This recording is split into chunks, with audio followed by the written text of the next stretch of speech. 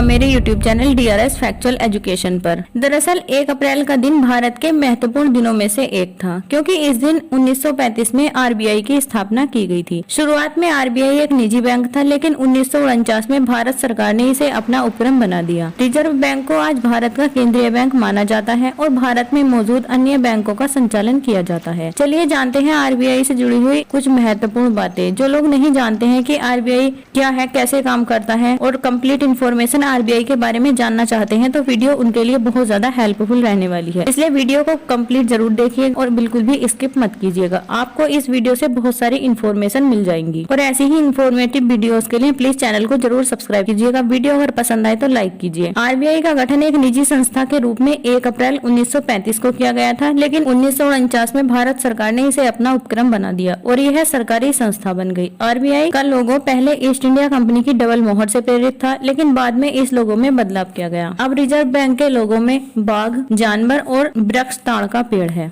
भारत में मौद्रिक स्थिरता प्राप्त करने की दृष्टि से बैंकों के निगम को विनियमित करना और प्रारक्षित निधि को बनाए रखना और सामान्य रूप से देश के हितों में मुद्रा और ऋण प्रणाली संचालित करना, अत्यधिक जटिल अर्थव्यवस्था की चुनौती से निपटने के लिए आधुनिक मौद्रिक नीति को फ्रेमवर्क रखना, वृद्धि के उद्देश्य को ध्यान में रखते हुए मूल्य स्थिरता को बनाए रखना। भारत में चैम्बरलिन कमीशन ने 1914 में अपनी रिपोर्ट में बताया कि 3 प्रेसिडेंसी बैंकों को मिलाकर एक केंद्रीय बैंक की स्थापना की जानी चाहिए। इस रिपोर्ट की संस्तुति पर ही 1921 में इंपीरियल बैंक की स्थापना की गई। सन 1926 में हिल्टन यंग आयोग ने ही पहली बार केंद्रीय बैंक के लिए RBI नाम की संस्तुति दी। सन 1937 में RBI का कार्यालय कोलकाता से मुंबई स्थानांतरित कर दिया गया था। वर्तमान में RBI का कार्यालय मुंबई में स्थित है। RBI का कामकाज केंद्रीय निदेशक बोर्ड द्वारा निर्देशित होता है। RBI के केंद्रीय निदेशक और यह नियुक्ति 4 सालों के कार्यकाल के लिए की जाती है। RBI सरकार के बैंकर के रूप में कार्य करता है। भारतीय रिजर्व बैंक सरकार के ऋण का प्रबंधन, सरकारी प्रतिभूतियों का क्रय विक्रय आदि करता है। आपातकालीन परिस्थितियों में RBI को लेंडर ऑफ लास्ट रिजोर्ट के रूप में कार्य करता है। इसके अंतर्गत प्रतिभूतियों के आधार पर ऋण प्रदान करने की आर्थिक सहायता करता है। RBI भारत के राष्ट्रीय सोना और विदेशी मुद्रा भंडार की देखरेख करता है। वाणिज्य बैंकों को भारतीय रिजर्व बैंक सस्ते दर पर ऋण प्रदान करती है। RBI वित्तीय संस्थानों को प्रोत्साहन देती है और कृषि, उद्योग, सरकारी योजनाएं, विदेश व्यापार आदि क्षेत्रों को संसाधन प्रदान करती है। अनुसूचित बैंक, गैर सरकारी बैंक और गैर बैंकिंग वित्तीय संस्थान आदि RBI के क्षेत्राधिकार में आते हैं, जबकि सेठ, साहूकार, देसी बैंक ये RBI के क्षेत्राधिकार में बिल्कुल भी नहीं आते हैं। RBI बैंकिंग तंत्र का शीर्षतम स्थान है। RBI का मुख्य उद्देश्य लाभ कमाना नहीं होता है। RBI ज्यादातर बैंकों के बैंकर, वित्तीय सलाहकार और सरकार के प्रतिनिधि के रूप में कार्य करता है। भारत में फाइनेंशियल ईयर 1 अप्रैल से 31 मार्च तक होता है, जबकि RBI का फाइनेंशियल ईयर 1 जुलाई से शुरू होकर 30 जून को समाप्त है। रिजर्व बैंक ऑफ इंडिया सिर्फ करेंसी नोटों की छपाई करता है, जबकि सिक्कों को बनाने का कार्य भारत सरकार के द्वारा किया जाता है। KJ उडेसी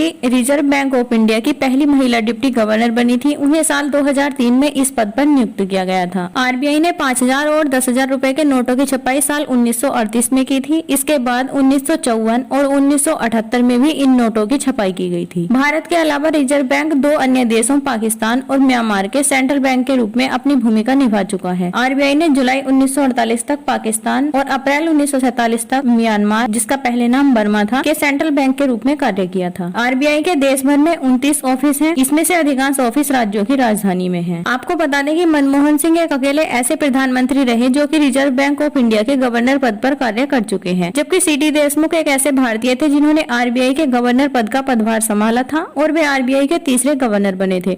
इसके अलावा वह वर्ष 1951-52 में अंतरिम बजट के समय भारत के वित्त मंत्री भी रह चुके हैं। देशमुख बैंकों के राष्ट्रीयकरण करने के खिलाफ थे। आपको बता दें कि RBI के वर्तमान गवर्नर शक्तिकांत दास हैं। जानकारी आपको बेनिफिशियल लगी हो और थोड़ी वीडियो आपको नॉलेजेबल लगी हो तो प्लीज वीडियो को जरूर लाइक कीजिएगा एंड चैनल को सब्सक्राइब जरूर करें। धन्यवाद।